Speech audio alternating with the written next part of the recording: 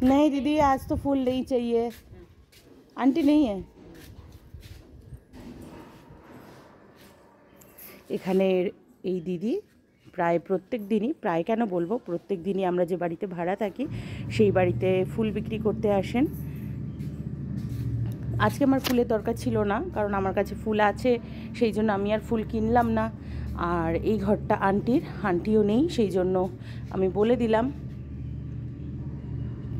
কি সুন্দর লাগছে না সকালবেলার দিকটা।